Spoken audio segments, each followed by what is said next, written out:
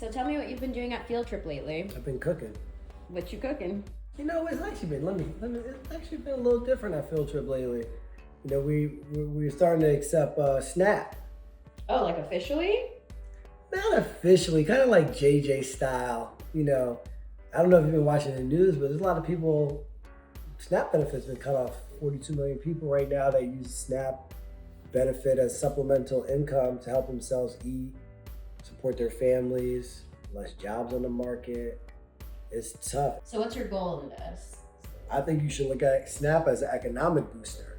It boosts the economy, right? And how can you use the money, right? And I think the way we look at SNAP right now is in an old regard, right? They tell people how to spend their money, where they can spend their money at.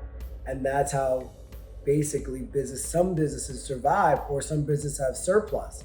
Imagine if you could spend your SNAP dollars in your local restaurants. You know, it's $190. Let's say you wanted to treat yourself to a hot meal that day, or you couldn't, your electricity was off, or your stove wasn't working because you didn't have the money.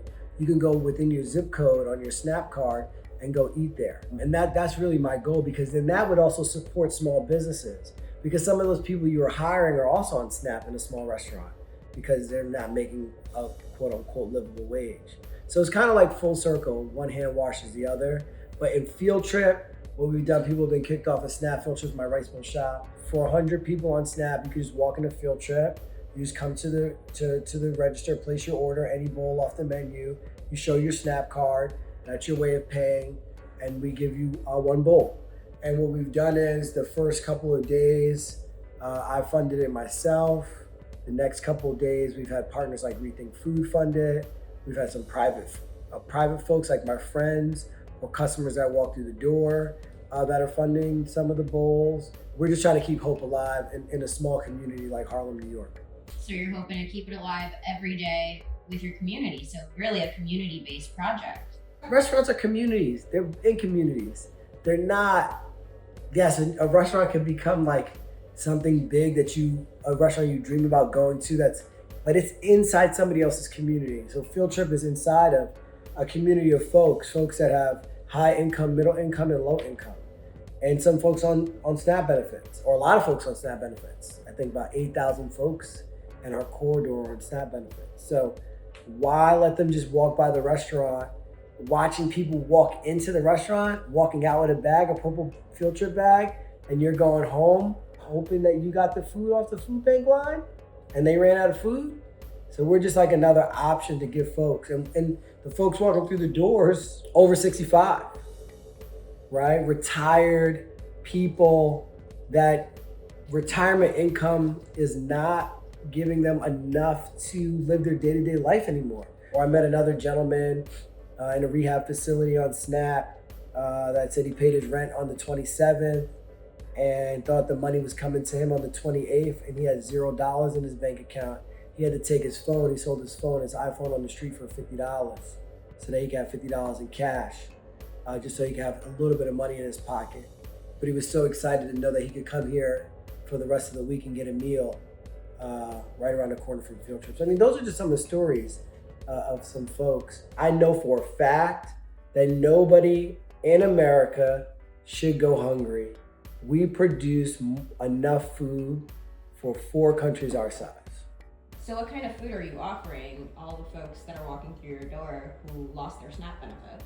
You just come in, you want the salmon bowl with the peri-peri sauce, get the salmon bowl with the peri-peri. You want the jerk salmon with the herb rice and the mango chow, you know, we got that. But the best thing about Field Trip is that you're getting a complete meal. You're getting a protein, you're getting a starch, you're getting a vegetable. You're getting our wok veggies with collard greens and cabbage and our house sauce. It's a complete meal how people should be eating every day in America. It is not frozen, it is not processed, it is not bleached. The rice you're getting is whole grain rice coming directly from the farm. You know, it is good for you food. So we're just giving people complete meals at that I believe they can afford. And I've always believed that New York State should be a model for how SNAP should function in America. We're a farming state, right? It will support farmers. We're a restaurant state, some of the best restaurants in the world, right? We're a working class state where we have working class folks. We're a billionaire state. We have all the tools to show people why SNAP should exist in this way, where you can eat or dine inside of your zip code of your SNAP card. If you could summarize the JJ way to make SNAP better for people, what would that look like? I would simplify it. Basically, I would say SNAP is an economic bill that you can go get food in your zip code. That can be restaurants, grocery stores, bodegas or delis, farmers markets, and make it a little bit more simple for folks to be able to get nutritious food in their bellies. I think a lot of people forget, doesn't matter how big your house is, doesn't matter how luxurious what building you live in, there's people around you, maybe even your next door neighbor that's on SNAP or needs help from a food insecurity standpoint that you don't even realize because of how they live or what clothes they're wearing. You just don't know, because things change really quick in the American economy. You could sell your company, you could be on SNAP. You could be driving that Escalade, but you can't sell it to anybody, and you're on SNAP. And you're just waiting for them to come repo it. So there's a lot of different ways. I think people just need to open up their eyes a little bit more and put a lot of their political opinion to rest. Wow. So really that runs deep. It really takes one person to make a change really in the whole country. It really could take one person, could make a lot of change in the whole country if you get a lot of people to believe in that person. So you're hoping that's you. If I'm the one. Yeah, you're hoping that's you, right? I just have a big mouth. And hopefully you'll hear me.